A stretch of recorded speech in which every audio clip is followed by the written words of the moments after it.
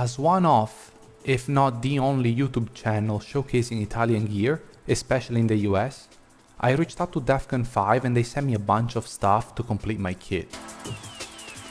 This video is not sponsored, but I wanted to bridge the gap between my mainly US based audience and my Italian one. Additionally, I really think Italian stuff is underrated and I love Vegetata. And I wanted to show you an option for US people since Defcon 5 will deliver the stuff to you in only about a week.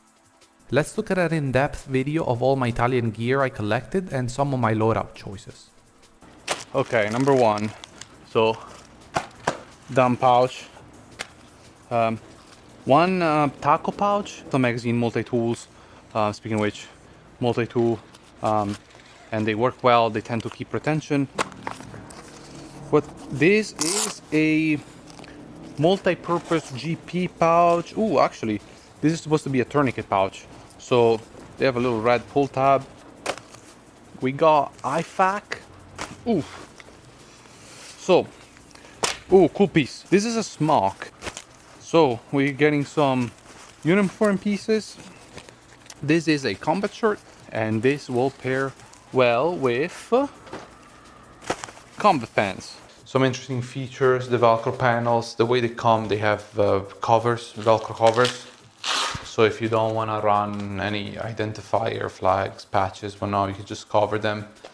Kind of an interesting thing. I personally don't mind it because I like sometimes not wearing anything.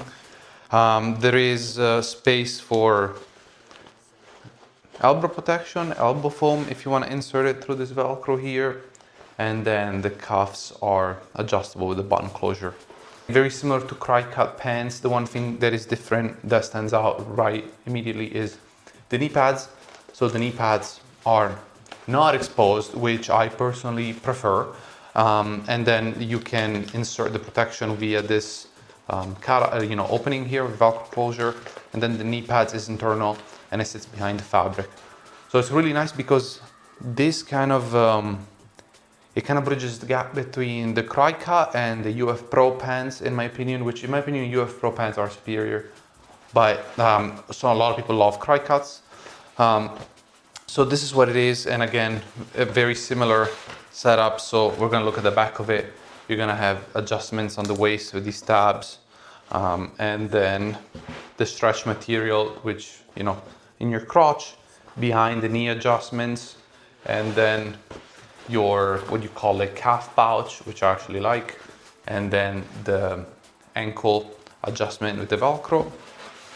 And then you have your front thigh pouch, your big side pouches, exactly like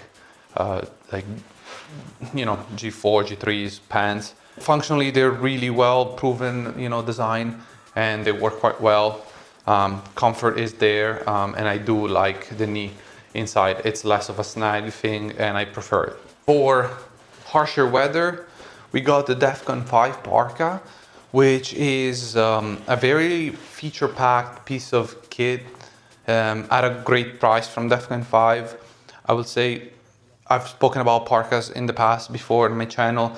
They are an interesting piece that really doesn't get a lot of attention, but they are very, very versatile. This parka is supposed to be a weather resistant piece of kit that you can use in colder weather, windy weather, rainy weather, and it has a lot of features. So I guess we'll begin what I have in my hand. The hood has the metal wire inside to shape it to your head so that it conforms to what you want. It has some Velcro regulation in the back, and then the front of the piece is gonna have these two chest pockets with the side zipper, so you can put maps and whatnot in here. Of course, Velcro fields. Then you have your waist cinching, very nice to have and makes it like nice and conforming to your body. And then these two big lower pockets, which greatly expand your capability into carrying things. If it's a little too hot, you can just skip the zipper and use the button, so you pretty much have airflow, and that kind of goes together with the armpit zipper that runs all through here for ventilation, which is obviously like a very nice way to dissipate body heat. And then you're gonna have your kind of bottom cinching, which can suck it up to your upper leg area and make it so that wind doesn't get in there. The arms have this pretty spacious pocket up top, and then you have a bit of a more robust fabric on your elbows, which you can also integrate with foam pads if you want that. It's a different style of back pocket than what I've seen before, but as you can see, look how freaking massive it is. I can put my whole arm in here. So there's a ton of stuff you can carry into this thing. It's kind of crazy actually. Really, really, really crazy. And then you have another opening here in case you want to have more ventilation and whatnot. Living in a desert environment, obviously, this is my go-to. I really, really love this pattern, desert variant of Vegetata. As you can see, the very similar micro digitized pattern that makes up this Vegetata. It's been seen again. I didn't pull out the pants because they're just BDU pants. It's exactly like this. What's very interesting about this jacket that is kind of special, so this jacket was made for the Italian army under a United States contract, which I guess didn't really go anywhere. So it has the NATO tags. And I don't know who the manufacturer is. It doesn't say.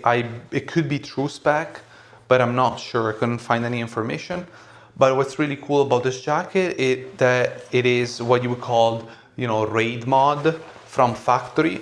So it's kind of a hybrid. You have your regular BDU pockets here with the Velcro fields, but then you also have these, I guess you call them upper arm raid style pockets with the Velcro here and here.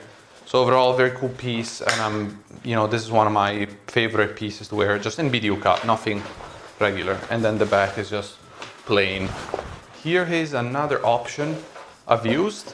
So this is actually a BDU cut uniform that I got before I was able to get DEFCON 5 stuff when I was in a time constraint to film my ARX video.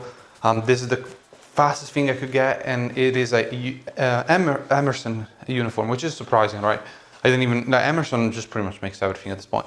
But so this is just a BDU cut uniform that is made from Emerson, and it was extremely cheap. This was $60 for the set. And what I want to point out is that I think, and I have no way of proving this, but I think the fabric is actually legit. And Emerson is known for doing this, like they'll get like real multicam fabric and then make stuff with it. But the fabric is actually really good ripstop material, and the pattern is actually legit. It is different than what you saw the DEFCON 5 pattern look like. It's a different scheme, and Vegetato has a bunch of variations, right? So this is one of them. It has less darker features, and if you look very closely, it is almost like micro digital variations instead of that more organic shape. But overall, this is a great option if you're even more on a budget and you want something, just a simple BDU. I mean, this will work, right? The pants, again, just simple BDU pants and proven. I personally find BDU cuts to be very, very comfortable. You don't have to worry about any of the adjustments rubbing against you or anything like that. So this is definitely an option, and I've used it before. Belt, this is, I guess all of it is from DEFCON 5, actually, it's a full set. Battle belt is Cry style battle belt, AVS style, I would say. And it's one of those thicker outer belts that you can put on top of things. Some people prefer them, some people prefer the two-piece system. It's just a different style. I guess this is nice if you wear a bunch of layers and cold weather stuff, so you can wear it over a jacket. That's the main advantage. Another cool advantage is that you have clips for suspenders, so you could really make a mini LBE versus a regular belt and really like put more weight on it. And yeah, just make it like an extra piece of sustainment if you wanna shed weight off of your plate carrier. This could, in theory, carry a bunch of stuff, a ton of magazines. It really depends how you configure. The way I have it here is more of a assaulter style, whatever, even though I'm not doing any of that. But so the way I have it here is I have one taco style, could be pistol pouch, could be multi-tool, anything like that. And then this here is a double magazine. 5.56 magazines will fit 2 of them, you know, in a stack. And then the down pouch, which is kind of massive, but not down pouches are super nice. You just throw anything you want in there. The one thing I don't quite like about this down pouch is the attachment method. I have the med kit, which is actually kind of nice. It's a bit bulky, but it's a nice kind of thoughtful designed med kit. The way it is, it has bunch adjustments, and then it's like a sleeve system, so you can grab this and pull it out, and then you get this individual med kit with, you know, handles on both sides, so it's ambidextrous, and then you can open it and just like have your medical stuff in there. It carries a lot of stuff. The way I have it, I have just tourniquet, gauze, and then Israeli bandage and some other things tucked in. But it has a lot of internal organization that you can use however you like, and then just close it up. So you can wear it on your belt, but you can also like shove it in a plate carrier. You just gotta be mindful how you do it, because, you know, you're left with a pretty, you know, thick pouch that could get, you definitely don't want like flopping or getting in the way of things. Then I have this massive GP pouch from Defcon 5 again. This is just like obnoxiously big. You could probably use it as a down pouch, I don't know. It's kind of weird. They have this might have been a weird print of fabric, because it's definitely a different shade of colors to the rest. It's sort of quite obvious. I'm not the one to care like too much for stuff like that, but I know some people do. I have this other pouch, is what they refer to as a tourniquet pouch, but ideally you could use it for like pretty much anything you want, I guess. And they have this like red tab that it's, I guess the thought process is like you pull it and it deploys whatever you got in there. I don't particularly like it. You could probably just like cut this if you wanted to. Plate carrier, I don't want to spend too much time on this because obviously it's been on videos before, but I changed it up. I used to have the 4 magazines plus 1 plus that one, and I decided to slim down a little bit just because of my need, I guess, and to try out different things. Again, most of the stuff is Defcon 5. Plate carrier is Defcon 5. This triple magazine shingle is Defcon 5. I guess what I added that you guys didn't see is this big GP pouch, which could be called like a machine gunner's pouch, but it's again one of those things that you can use for any sort of purpose. It's a big pouch.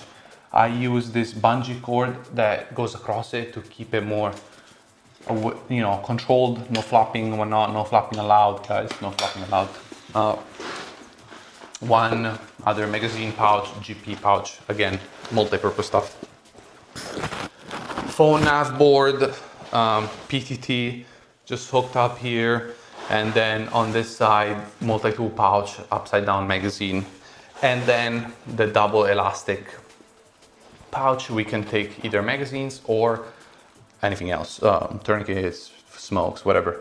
And then the plate carrier itself, you know, radio pouch on the inside from Show Concept. Plate carrier itself, level 4 ceramics, and then side cummerbund has soft 3A panels in it. Very comfortable plate carrier. Full video on my channel if you want to get into the specific. Really like modified it with tubes disconnect, which are really important for my preference. And then one disconnect on the shoulder, which is nice, doesn't get in the way. Overall, very happy with this plate carrier. Very affordable price point. And again, most of the stuff is basically Defcon 5, except for some of the accessories that I have.